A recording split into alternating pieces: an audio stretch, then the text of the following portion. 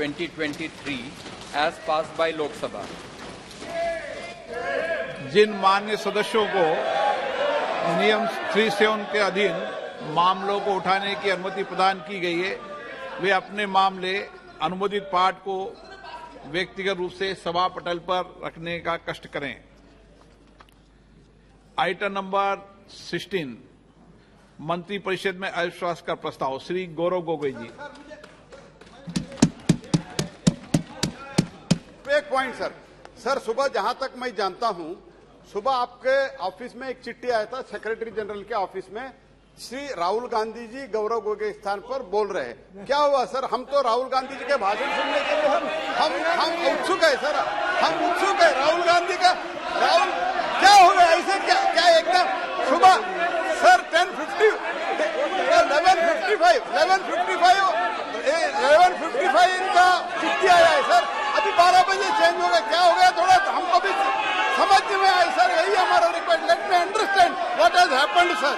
So he just at 11:55 he has given a letter that Mr. Rahul Gandhi is going to speak. What happened in 5 minutes?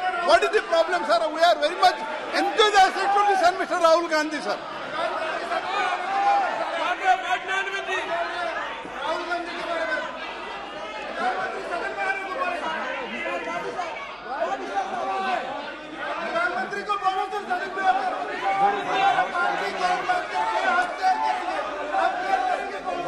House को order में ले।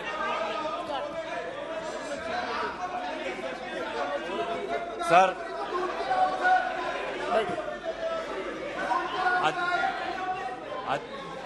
श्री गौरव गोगोई जी। अध्यक्ष महोदय, आपके दफ्तर में अगर क्या हो रहा है, क्या दरखास्त दी गई है, आप खुद ही, आप इस सदन के रक्षक हैं। आपके दफ्तर के अंदर क्या बातचीत हुई है? क्या हम बताएं कि प्रधानमंत्री मोदी जी ने आपके दफ्तर के अंदर क्या क्या बातें की हैं? हम नहीं कहते। कोविड के समय चाहिए माननीय अध्यक्ष जी, बताना चाहिए, बताइए। एक गंभीर आरोप है माननीय अध्यक्ष जी, बताइए।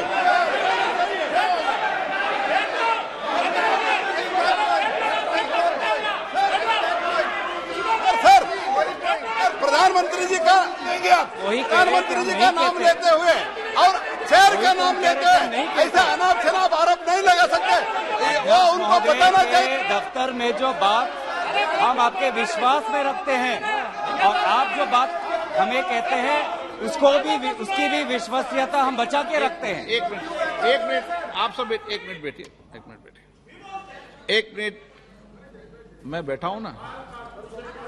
माननीय सदस्य, कभी भी कोई भी विषय, ये मेरा चेंबर भी सदन है, आप जानते हैं, वरिष्ठ नेता हैं, कभी भी ऐसी टिप्पणी नहीं करना चाहिए जिसका कोई तथ्य और सत्य ना हो। मेरा कहना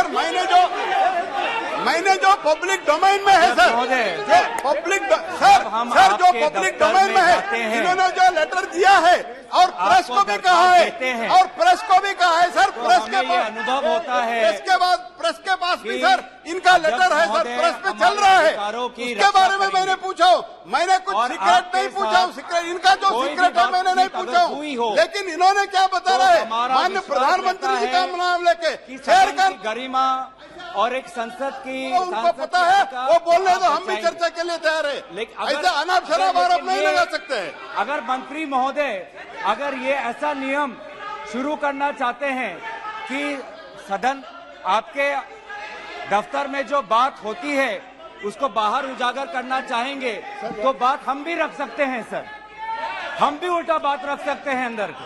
तो इस प्रकार के आप संसदीय मंत्री हैं, आप इस पब्लिक डोमेन में, please understand, it is in the public domain, it is in the media, it is in the social media, what are you talking?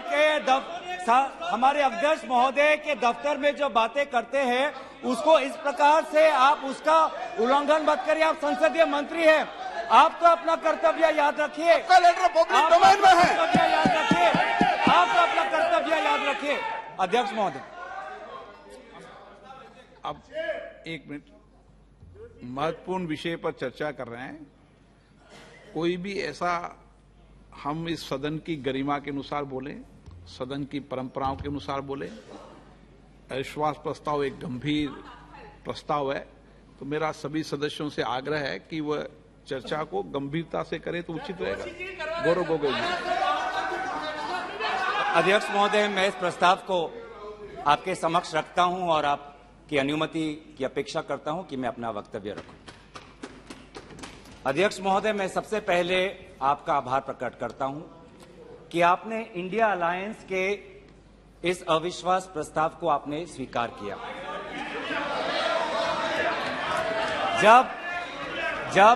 जब आपने पूछा कि इस अविश्वास प्रस्ताव के समर्थन में कौन कौन खड़ा है, तो मैं इस मंच से हमारे सारे इंडिया अलायंस दलों के सांसदों को मैं धन्यवाद और आभार प्रकट करता हूं। सर, ये अविश्वास प्रस्ताव हमारी मजबूरी है। ये हमारी मजबूरी है कि हम अविश्वास प्रस्ताव हमें लाना पड़ा, क्योंकि ये बात कभी भी संख्या की नहीं थी। ये बात हमेशा इंसाफ की थी, मणिपुर के इंसाफ की थी। आप पहले प्रस्ताव रख दो आप पहले। सर, प्रस्ताव मैंने आपसे अनुमति मांगा, मैं प्रस्ताव आगे करता हूं। मैंने शुरुआत में उनकी अनुमति मांगी। मैं ये इंसाफ मणिपुर की है, मणिपुर के लिए है। इंसाफ है। मैं पढ़ूं महोदय, मैं निम्नलिखित प्रस्ताव पेश करता हूं कि ये सभा मंत्री परिषद में विश्वास का भाव व्यक्त करती है। सर, अध्यक्ष महोदय, ये अविश्वास प्रस्ताव मणिपुर के लिए हम लाए हैं, इंडिया अलायंस, क्योंकि मणिपुर आज इंसाफ मांगता है। मणिपुर का युवा इंसाफ मांगता है, मणिपुर की बेटी इंसाफ मांगती है, मणिपुर के किसान इंसाफ मांगते हैं, मणिपुर के छात्र इंसाफ मांगते हैं। और मार्टिन लूथर किंग ने कहा है, मार्टिन लूथर किंग ने कहा है कि अगर कहीं भी नाइंसाफी हो तो वो हर जगह के लिए इंसाफ का खतरा बन सकता है। Injustice anywhere is a threat to justice everywhere. तो ये जो घटनाएं मणिपुर में हो रही है, इसको ये हम ना समझे कि उत्तर पूर्वांचल के किसी कोने में हो रहा है, ये भारत में हो रहा है। सर, अगर मणिपुर जल रहा है तो भारत जल रहा है। अगर मणिपुर में आग लगी है तो भारत में आग लगी है। अगर मणिपुर विभाजित हुआ है तो भारत विभाजित हुआ है। तो आज हम सिर्फ मणिपुर की बात नहीं कर रहे, हम भारत की बात कर रहे हैं। सर, हमारी मांग स्पष्ट थी कि देश के मुखिया होने के नाते प्रधानमंत्री सदन में आए, अपनी बात रखे, अपनी संवेदना प्रकट करे और उस पर सारे पार्टी समर्थन दे और मणिपुर को एक संदेश जाए कि इस दुख की घड़ी में पूरा सदन मणिपुर के साथ है, हम मणिपुर में शांति चाहते हैं। यह हमारी अपेक्षा थी, यह हमारी अपेक्षा थी। लेकिन अफसोस की बात है कि ऐसा नहीं हुआ। प्रधानमंत्री महोदय ने एक मौन व्रत लिया कि सदन में ना लोकसभा में कुछ बोलेंगे, ना राज्यसभा में कुछ बोलेंगे। और इसीलिए अध्यक्ष महोदय, ये नौबत आनी पड़ी कि हम अविश्वास प्रस्ताव के द्वारा प्रधानमंत्री मोदी जी का मौन व्रत हम तोड़ना चाहते हैं। सर, साफ साफ 3 सवाल है प्रधानमंत्री महोदय से। सवाल पहला कि आज तक वो मणिपुर क्यों नहीं गए? राहुल जी गए, इंडिया अलायंस के विभिन्न पार्टीज गए, गृह मंत्री जी गए, एमओएस होम गए, पर देश के मुखिया होने के नाते प्रधानमंत्री मोदी जी क्यों नहीं गए? ये है सवाल पहला। सवाल दूसरा कि लगभग 80 दिन क्यों लगे प्रधानमंत्री मोदी जी को मणिपुर पे कुछ बोलने के लिए, और जब बोले तो सिर्फ 30 सेकंड के लिए बोले। उसके पश्चात आज तक भी प्रधानमंत्री मोदी जी की तरफ से ना कोई संवेदना का शब्द, ना कोई शांति की याचना। मंत्री मंडल बोल रहे हैं कि हम बोलेंगे, हम बोलेंगे। आप बोलें, आपको किसी ने नहीं रोका। लेकिन प्रधानमंत्री मोदी जी एक प्रधानमंत्री होने के नाते उनके शब्दों में जो महत्व है वो किसी मंत्री के शब्दों में नहीं है। माफ कीजिएगा। प्रधानमंत्री मोदी जी अगर प्रधानमंत्री होने के नाते एक शांति की पहल करें, उस कदम में जो ताकत है वो किसी मंत्री या किसी सांसद में वो ताकत नहीं है, एक प्रधानमंत्री होने के नाते। सवाल हमारा तीसरा कि प्रधानमंत्री जी ने आज तक मणिपुर के मुख्यमंत्री को बर्खास्त क्यों नहीं किया? आपने गुजरात में जब निर्वाचन आए, गुजरात में जब आपको अपनी राजनीति करनी थी तो गुजरात में मुख्यमंत्री बदल दिए, एक बार नहीं 2 बार। उत्तराखंड में निर्वाचन आ रहे थे तो उत्तराखंड में 1 बार, 2 बार, 3 बार, 4 बार शायद आपने मुख्यमंत्री बदल किए। त्रिपुरा में निर्वाचन आए तो त्रिपुरा में भी आपने निर्वाचन आपने से पहले आप मुख्यमंत्री को बदला। मणिपुर के मुख्यमंत्री में ऐसा क्या आपने विशेष आपका आशीर्वाद आप दे रहे हैं जिन्होंने खुद कबूल किया है कि आज मेरे कारण एक इंटेलिजेंस फेलियर हुआ है? ये 3 सवाल हैं सर, और शायद इन 3 सवालों का 3 उत्तर भी है। प्रधानमंत्री मोदी जी मणिपुर पर क्यों मौन हैं? शायद उस प्रश्न का उत्तर भी 3 है। पहला उत्तर कि प्रधानमंत्री मोदी जी को कबूल करना पड़ेगा कि उनकी डबल इंजन की सरकार, उनकी सरकार मणिपुर में व्यर्थ हो गई है, विफल हो चुकी है। इसीलिए आज मणिपुर में 150 लोग मरे, लगभग 5000 घर जलाए गए, लगभग 60,000 लोगों आज शिविर में हैं, लगभग 6,500 FIR है। और मुख्यमंत्री, प्रदेश के मुख्यमंत्री होने के नाते जो एक संवाद का वातावरण बनाना चाहिए था, जो एक शांति, अमन और सद्भावना का एक वातावरण जो बनाना चाहिए था, आज उन्होंने सिर्फ मई महीने से नहीं, पिछले 2-3 सालों से ऐसे कुछ भड़काऊ उन्होंने कदम लिए हैं जो आज समाज के बीच में तनाव पैदा हो गया है। आज हम मणिपुर गए हैं, क्या मणिपुर में यह सबसे पहला हिंसा हुआ है? नहीं। क्या उत्तर पूर्वांचल में यह सबसे पहला हिंसा हुआ है? नहीं। इससे पहले भी हुए हैं, मणिपुर में भी हुए हैं। मैं खुद उत्तर पूर्वांचल का हूं, मैं खुद जिम्मेवारी से कहता हूं कि हुए हैं। लेकिन पहली बार, अरे आप में से तो कोई गया भी नहीं, आप क्या जानेंगे? पहले जाओ और फिर हमें परामर्श दो, पहले आप लोग जाओ। सर हम गए और बहुत दुख हुआ कि हमने समाज में 2 वर्गों के बीच ऐसा बंटवारा, समाज के 2 वर्गों के बीच हृदय में इतना आक्रोश, इतना गुस्सा हमने पहले कभी नहीं देखा। हमने पहले कभी भी नहीं देखा कि आज समाज का एक वर्ग दूसरे के प्रति बदले की भाषा का प्रयोग कर रहा है।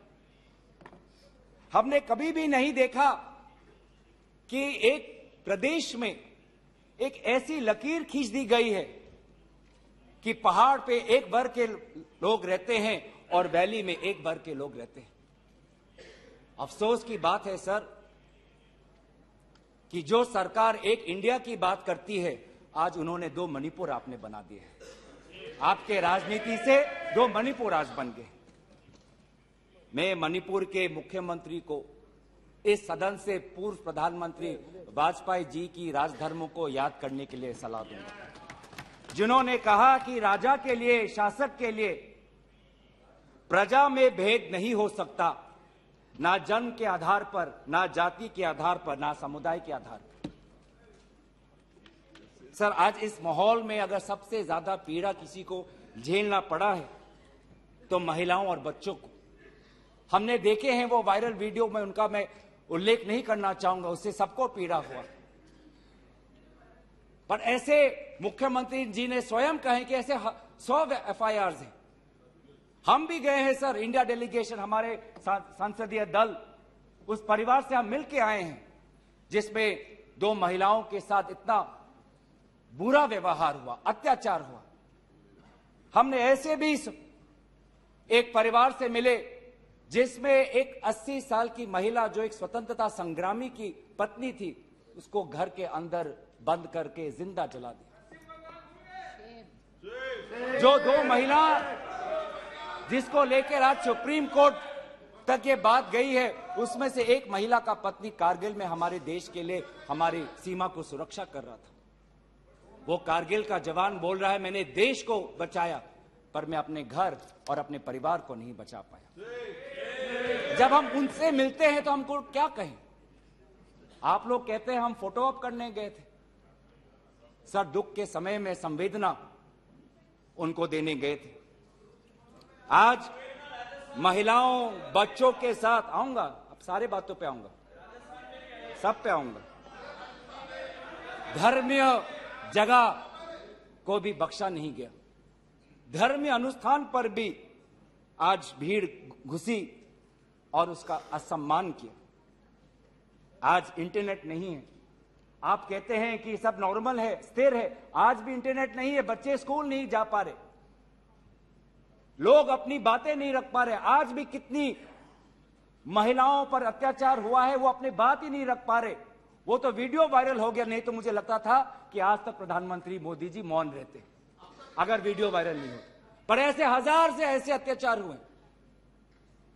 लेकिन वहां के मुख्यमंत्री क्या कहते हैं? अभी ड्रग्स के ऊपर वो बोलते हैं कि ये सब ड्रग्स के लिए हुआ है।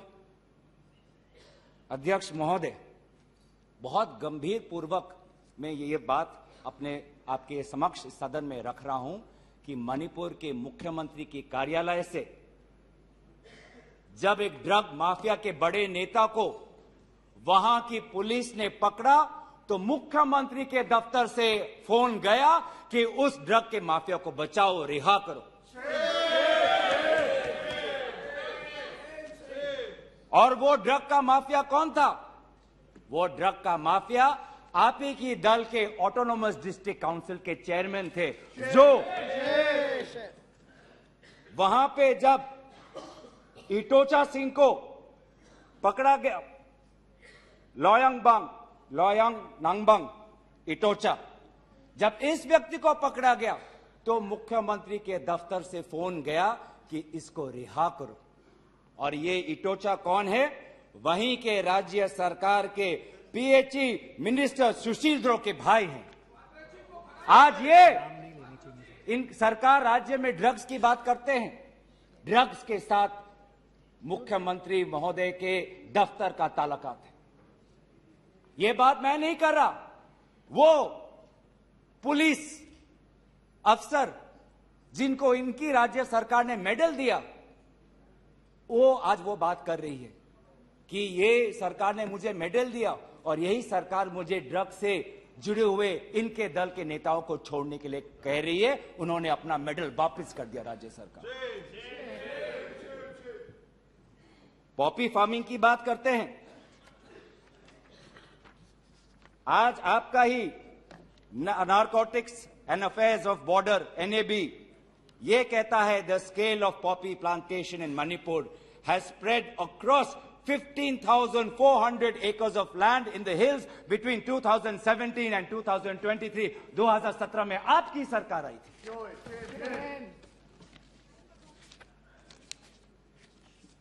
आज इंडियन फॉरेस्ट सर्वे रिपोर्ट 2021 में कहता है that within 2 years time the forest area of Manipur has decreased by 248.63 square kilometers.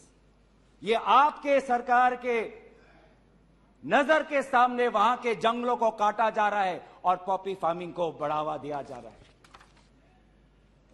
गृह मंत्री ड्रग्स को लेकर बार बार वक्तव्य देते हैं, लेकिन गृह मंत्री महोदय आपको भी पता है कि पिछले 5-6 सालों में ड्रग्स की ये समस्या कमी नहीं, थमी नहीं, बढ़ती जा रही है। लगभग 2017 में NCRB का डेटा है 1113 केसेस, 2021 में 3611। तो ड्रग्स की समस्या आज बढ़ती जा रही है। तो कहीं ना कहीं प्रधानमंत्री जी चाहते हैं कि वो मौन रहे ताकि उनकी राज्य सरकार की छवि धूमिल ना हो, क्योंकि उनको छवि से लगाव है। चाहे लोगों पे अत्याचार हो, ड्रग्स की समस्या बड़ी हो, ये उनके लिए महत्व नहीं रखता। पर जैसे कि मैंने कहा कि उनके मौन रहने का कारण 3 है, अभी तो मैंने सिर्फ एक कारण का उजागर किया। और दूसरा कारण यह है, और बहुत मैं सम्मानपूर्वक ये बात कहना चाहता हूं, दूसरा कारण प्रधानमंत्री मोदी जी का मौन रहने का यह है कि आज भारत केंद्र सरकार का गृह विभाग और राष्ट्रीय सुरक्षा सलाहकार आज विफल हुए हैं। क्या हो रहा मणिपुर में? 5000 से ज्यादा हथियार आज लोगों के हाथों में है। लगभग 35 पुलिस स्टेशन में भीड़ वहां जाकर वहां से हथियार अपने साथ ले जाते हैं। कभी आप जितने भी राज्यों का आपने जो उजागर किया है, कभी ऐसी स्थिति देखी है कि 2 महीनों में एक भीड़ पुलिस थाने में जाकर, पुलिस ट्रेनिंग कॉलेज में जाकर वहां पे जो हथियार है वो लेके जाती है? क्या क्या हथियार ले गए हैं? क्या क्या हथियार लूट के ले गए हैं? INSAS rifle, AK-47, light LMG light machine gun, self loading rifle, SMC, motor, grenade, bullet proof jacket, 6 lakh ammunition, 6 lakh गोलियां आज लोगों के बीच में है। कि ये राष्ट्रीय सुरक्षा का मामला नहीं है? कहां है राष्ट्रीय सुरक्षा सलाहकार? ये जो बंदूक है, ये जो गोलियां हैं, किस पर चलाएंगे? ये गोलियां हमारे भारतीय सेना के नौजवानों पे चलाएंगे। ये गोलियां मणिपुर के पुलिस पर चलाए जाएंगे। ये गोलियां मणिपुर के निहत्थे लोगों पर बरसाए जाएंगे। क्या क्या आपने आज ये जो हथियार है सिर्फ मणिपुर तक सीमित नहीं रहेंगे सर। लगभग ये जो 6 लाख एम्यूनेशन है, गोला बारूद है, AK-47, ये तो युद्ध के हथियार है, ये युद्ध के अस्त्र है। ये सिर्फ मणिपुर तक नहीं सीमित रहेंगे, ये आज उत्तर पूर्वांचल में भारत के अलग अलग जगह में ये हथियार जाएंगे और भारत के समाज को आज अशांति का वातावरण बनाएंगे। तो क्या कर रहे हैं आप? आज दुख की बात है कि अभी मुख्यमंत्री पहले तो समाज पर दोष ठहरा रहे थे, अब मुख्यमंत्री, मणिपुर के मुख्यमंत्री केंद्र सरकार और असम राइफल्स पे आज निशाना साध रहे हैं। आज ही हमें सुनने में मिला कि असम राइफल्स, जिसको जिम्मेवारी दी गई है देश को, लोगों को बचाने के लिए, उनको हटाया जा रहा है। मुख्यमंत्री के घर के जो विधायक हैं, मैं उनका नाम नहीं लूंगा, वो पूछते हैं कि इतने हथियार कहां से आए? क्या कर रही है केंद्रीय शासित सुरक्षा दल? ये असम राइफल्स किसके अनुसार काम करता है? ये असम राइफल्स गृह विभाग के मंत्रालय से इनको निर्देश दिया जाता है। तो एक ऐसी व्यवस्था बन गई है मणिपुर में कि मणिपुर के पुलिस आज असम राइफल्स के जवान पर उंगली उठा रहे हैं, असम राइफल्स के जवान आज मणिपुर के पुलिस पर उंगली उठा रही है। ये बना है 21वीं सदी के भारत में। ऐसे हम समाधान कर रहे हैं पिछले 3 महीनों से। आज सुप्रीम कोर्ट ने जो जांच कमेटी बैठाई, उससे साफ साफ साबित होता है कि सुप्रीम कोर्ट ने भी आज केंद्र सरकार और राज्य सरकार के जो काम है उसको स्वीकार नहीं किया है। आज इसीलिए कमेटी बैठाई गई है। मैं पूछना चाहूंगा कि गृह मंत्री, आपने एक 51 मेंबर्स का कमेटी बैठाया, कितने बार वो कमेटी बैठी? आप 3 दिन थे, आप वहां पे गए, 51 आपने एक पीस कमेटी बैठाई, अच्छी बात है, लेकिन वो कमेटी आज तक असफल रही।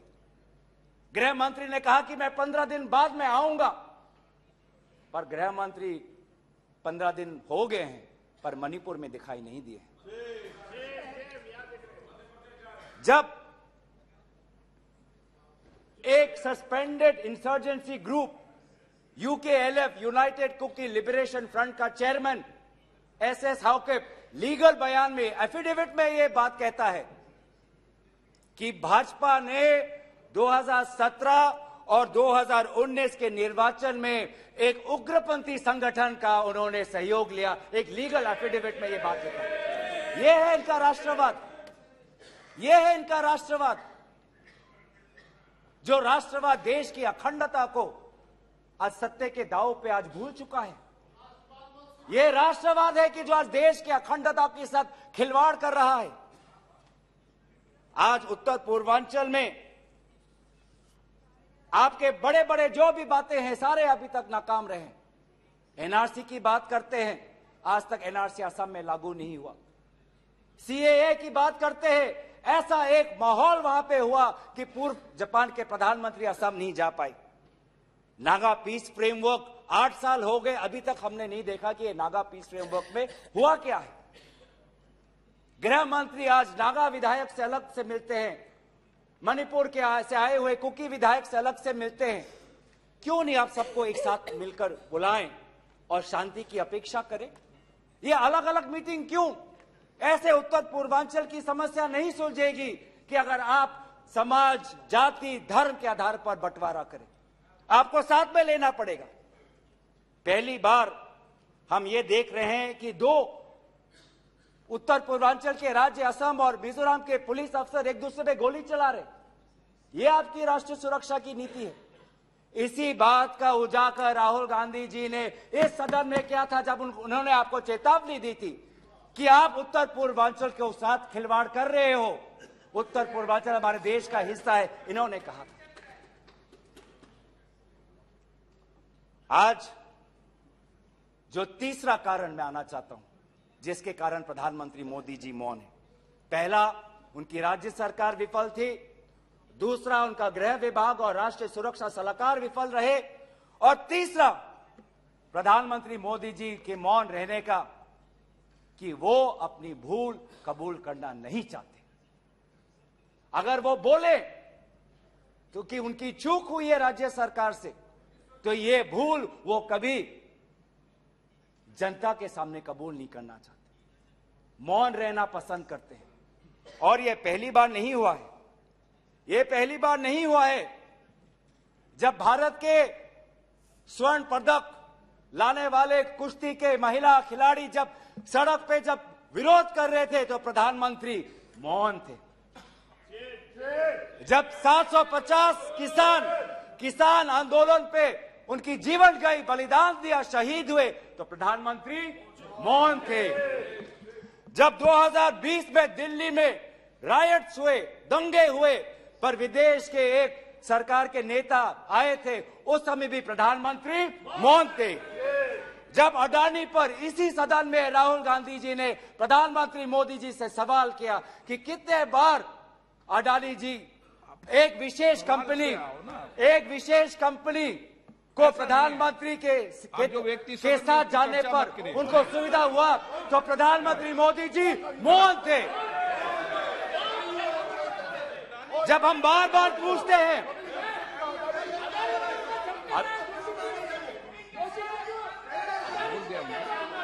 सर बड़ी आश्चर्य की बात है कि सर कि अभी तक मैंने प्रधानमंत्री का नाम लिया, अभी तक मैंने मुख्यमंत्री का नाम लिया, अभी तक मैंने गृह मंत्री का नाम लिया, अभी तक इन उनकी तरफ से विरोध नहीं आया, लेकिन जब एक विशेष कंपनी के मालिक का नाम लिया तो ये सारे मंत्री और सांसद खड़े हो गए।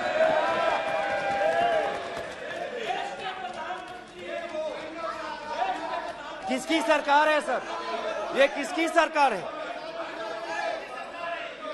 जब चीन पर हमने सवाल किया, चीन पर आप पूछे, मैं चीन पर आता हूं। जब चीन पर हमने सवाल किया कि चीन हमारे सीमा के अंदर कितने किलोमीटर पर है, तो प्रधानमंत्री मोदी जी मौन रहे। प्रधानमंत्री मोदी जी ने G20 के बाली समिट में प्रेसिडेंट शी जिनपिंग के साथ क्या बातचीत की, उनके विदेश मंत्रालय ने इसको छुपाने की कोशिश की, लेकिन जब चीन के विदेश मंत्रालय से बात आई तो भारत सरकार के विदेश मंत्रालय ने खुद कबूल किया कि हाँ, हमने ये बात हमने छुपाई थी कि बहुत संवेदनशील बातें प्रधानमंत्री मोदी जी ने शी जिनपिंग के साथ बाली में किया। हम पूछना चाहते हैं कि क्या बातें की आपने, क्या समझौता हुआ, क्या बताएंगे? विदेश मंत्री ने कुछ दिन पहले हम सबके समक्ष एक स्टेटमेंट रखा, पर उस स्टेटमेंट पर भी बाली में प्रधानमंत्री मोदी जी और प्रेसिडेंट राष्ट्रपति शी जिनपिंग के बीच में क्या बात हुई, इन्होंने उजागर नहीं किया। आप चीन की बात करते हैं, आप चीन की बात करते हैं, तो प्रधानमंत्री मोदी जी जब जम्मू कश्मीर के पूर्व राज्यपाल ने कहा कि उन्होंने प्रधानमंत्री को फोन किया था, तो पूर्व ये राज्यपाल ने क्या कहा कि उनको चुप रहने का सलाह उनको मिला।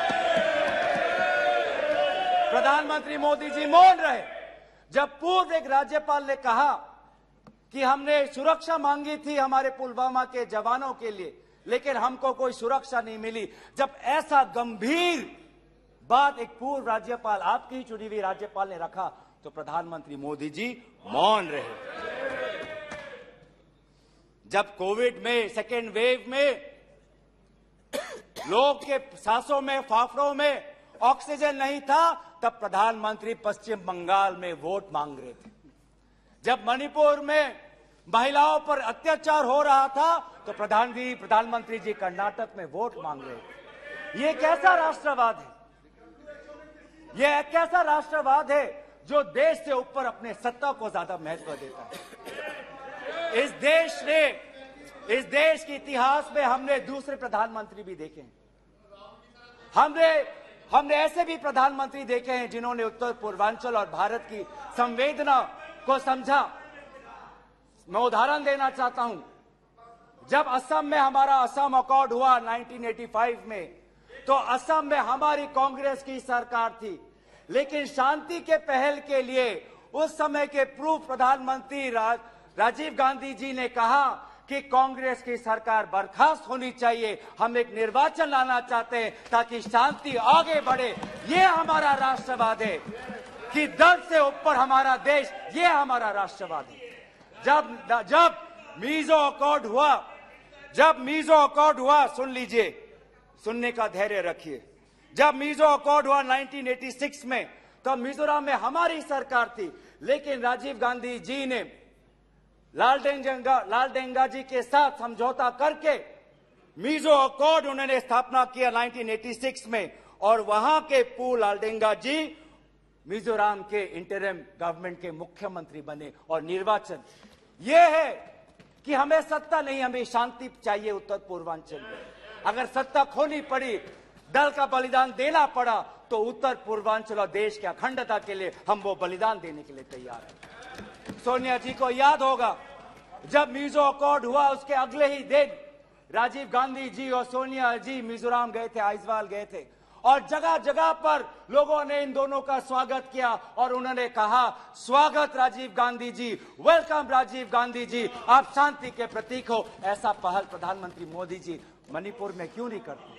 हम उनका समर्थन करेंगे, हम उनका समर्थन करेंगे। इस सदन में जब 2012 में असम में कोकराझार में जब हिंसा हुआ, तो इस सदन में, लोकसभा में, राज्यसभा में प्रधानमंत्री, हमारे पहले प्रधानमंत्री डॉक्टर मनमोहन सिंह जी ने इस सदन में उन्होंने बात रखी। जब कोकराझार में जब हिंसा हुआ, तो उसके 7 दिन बाद प्रधानमंत्री मनमोहन सिंह जी वहां पर गए और उन्होंने कहा, क्या कहा? उन्होंने कहा असम में जाकर, we are one people, we are one nation, we must live together as such, we must restore peace and calm throughout the area. ऐसी बातें प्रधानमंत्री मोदी जी क्यों नहीं करते? चलिए मेरे दल का नहीं, मैं आपके दल का उदाहरण देता हूं। जब 2002 में गुजरात में जब दंगे हुए, तो उस समय के प्रधानमंत्री वाजपेयी जी गुजरात गए थे, शाह आलम के वो रेफ्यूजी कैंप में गए थे। तो सीधा सर, मैं प्रधानमंत्री जी से तीन में हमारी याचना है। तीन हमारे याचना है। याचना एक कि वो सदन में आकर अपनी बात रखे, लोकसभा में आए और राज्यसभा में भी जाएं, लोकसभा में भी आए और राज्यसभा में भी जाए। हमारी याचना दूसरा कि वो मणिपुर जाए और पूरे पार्टी को लेके जाए। ये बात हमने सदन के प्रारंभ होने से भी पहले कहा था कि अगर प्रधानमंत्री पूरा मणिपुर को में एक ऑल पार्टी डेलीगेशन लेके जाएंगे तो हम सब उसमें शामिल होंगे। और हमारा तीसरा ये याचना है कि मणिपुर के विभिन्न समाज सेवक संगठनों को बुलाकर एक मीटिंग करिए, शांति का एक पहल रखिए। लेकिन प्रधानमंत्री क्या कर रहे हैं? प्रधानमंत्री आज इंडिया अलायंस को बदनाम करने में तुले हैं, देश के नाम को आज बदनाम करने में तुले हैं। अफसोस की बात है, अफसोस की बात है, जब आप पॉपुलर फ्रंट ऑफ इंडिया की बात करते हैं, इंडिया मुजाहिदीन की बात करते हैं, ईस्ट इंडिया कंपनी की बात करते हैं, तो हम इंडियन इंस्टीट्यूट ऑफ टेक्नोलॉजी की बात करते हैं, हम इंडियन स्पेस रिसर्च ऑर्गेनाइजेशन की बात करते हैं, हम इंडियन पुलिस फोर्स की बात करते हैं, हम इंडियन एयरफोर्स की बात करते हैं। आप जब इंडिया को बदनाम करते हैं तो हमें तो भारत का तिरंगा दिखता है, जहां पे गेरुआ है, सफेद है, हरा है और बीच में अशोक का चक्र है। आज नफरत एक हथियार बन चुका है, नफरत एक हथियार बन चुका है वोट जीतने के लिए। वो चाहे मणिपुर में हो, वो चाहे हरियाणा में हो, वो चाहे कर्नाटक में हो, वो चाहे मध्य प्रदेश में हो।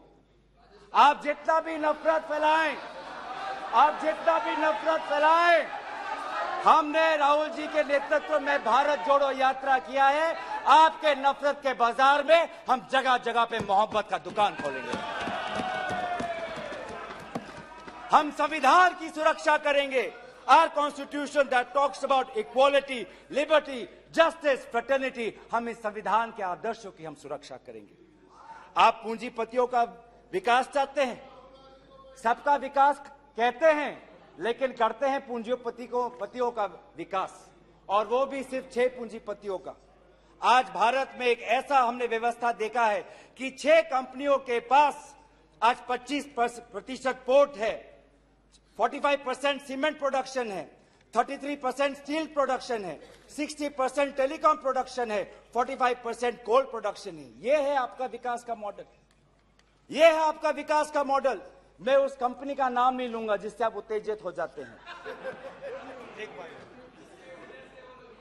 लेकिन दूसरे कंपनी को तो नाम ले सकता हूं। ये कैसा प्रक्रिया है सर? ये कैसा कॉम्पिटिटिव इकोनॉमी बना रहे हैं? जब अप्रैल 2030 में श्री सीमेंट संघी इंडस्ट्रीज को खरीदना चाहता है तो जून में ही श्री सीमेंट पर आईटी का डिपार्टमेंट का रेड होता है, और जुलाई 2023 में श्री सीमेंट एक्विजिशन से बाहर निकलता है, और अगस्त में अडानी का अंबुजा सीमेंट संघी इंडस्ट्री को खरीदता है। ये इकोनॉमी बना रहे हैं, ऐसा इकोनॉमी आप बनाएंगे? हम चाहते हैं पूंजीपतियों का विकास नहीं, हम चाहते हैं कि किसान का विकास हो जिससे राहुल जी मिले हैं। हम चाहते हैं वो मैकेनिक का विकास हो जिससे राहुल जी मिले हैं। हम चाहते हैं वो फैक्ट्री वर्कर का विकास हो जिससे हमारे पास आते हैं वो स्मॉल बिजनेस, वो ट्रेडर्स जो हमारे पास आते हैं, हम उनका विकास चाहते हैं।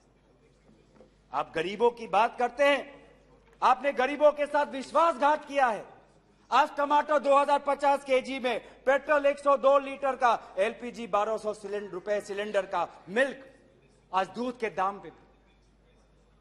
आपको इकोनॉमी की बात करते हैं, लार्जेस्ट फास्टेस्ट ग्रोइंग इकोनॉमी की बात करते हैं, जाइए ये भाषा उस आजाद मंडी के उस आदमी के सामने वो रखिए जिसके आंसू आज पूरे देश ने देखा है, जो कहता है रो रो के कि मेरे पास पैसा नहीं है। ये जीडीपी और फास्टेस्ट ग्रोइंग इकोनॉमी की बातें उनको समझाइएगा। आजादपुर मंडी में राहुल जी गए, आप किसान की बात करते हैं, आपके डेटा में आज हमको मिला है कि लगभग 10,000 किसानों ने आत्महत्या कर दी है, जिसमें से किसान है, श्रमिक है, कल्टीवेटर्स है। ये है पार्लियामेंट में आज उत्तर आता है कि एमजीएनरेगा में 5 करोड़ लोगों को आज एमजीएनरेगा से बाहर कर दिया है। ये आपका विकास है? तो सर ये आप गरीबों पे विश्वासघात करिए, हम राजस्थान की तरह देश में महंगाई में हम राहत लाएंगे। आप आदिवासियों में अत्याचार करें, हम आदिवासी छात्र, महिलाओं और एनजीओ के साथ हम भारत को हम जोड़ेंगे और इंडिया को जिताएंगे। India that is a union of states we will protect and we will win. जो 2024 में भारत जीतेगा, इंडिया जीतेगा। इतना अहंकार मत करिए। इन्हीं बातों के साथ मैं अपना प्रस्ताव यहीं पे रखता हूं। धन्यवाद। निशिकांत दुबे